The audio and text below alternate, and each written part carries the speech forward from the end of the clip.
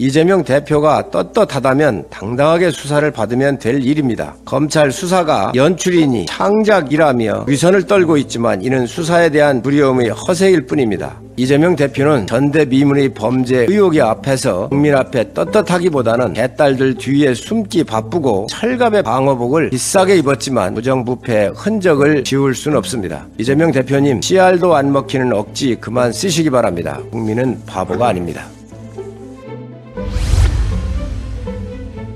씨알도 안 먹히는 사람, 이재명 대표는 지난 10월 21일 단 1원의 사적 이익도 취하지 않았다며 나는 그들 말대로 씨알도 안 먹히는 사람이라고 말을 했습니다.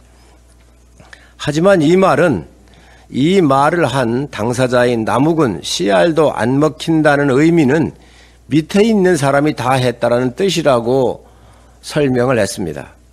범죄 사실이 드러났을 경우 연루 의혹을 철저히 차단하기 위해 철두철미하게 아랫사람을 이용한다는 뜻이었다라고 하는 것입니다. 이재명 대표는 지난 대선 당시 윤석열 후보가 대장동에 책임이 있다며 쓴 SNS 글을 정진상 수사와 때를 맞춰 삭제를 했습니다. 국회 제1당의 대표가 취임 100일을 맞이했지만 기자 간담회도 하지 않았습니다. 사법 리스크를 직격하는 기자간담회의 질문과 답변에 대한 부담 때문이라는 추측이 많이 나왔습니다.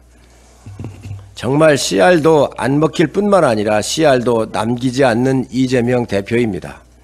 하지만 이재명 대표의 철두철미함과는 다르게 그 말에 사람들은 수많은 이재명 흔적을 흘리고 있습니다. 대장동 사업 배당금 절반은 그분 것이다라고 말한 김만배는 남욱에게 전화를 걸어 우리는 이재명 시장과 한 배를 탔다고 말했다고 합니다. 그거 얘기하면 형은 죽는다.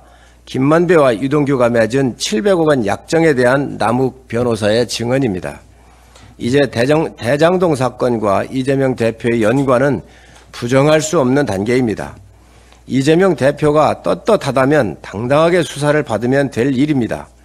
검찰 수사가 연출이니 창작이라며 위선을 떨고 있지만 이는 수사에 대한 두려움의 허세일 뿐입니다. 뭐가 두렵습니까? 떳떳하다고 말하며 씨알도 안 먹히는 사람이라고 주장하실 거면 검찰 수사를 받으시기 바랍니다. 본인이 설계하고 결제한 단군 이래 최대 이익 환수 사업인데 왜 검찰 수사를 두려워하십니까? 이재명 대표는 전대미문의 범죄 의혹이 앞에서 국민 앞에 떳떳하기보다는 개딸들 뒤에 숨기 바쁘고 대선 후보에 국회의원, 당대표까지 철갑의 방어복을 비싸게 입었지만 부정부패 흔적을 지울 수는 없습니다. 이재명 대표님, 씨알도 안 먹히는 억지 그만 쓰시기 바랍니다. 국민은 바보가 아닙니다.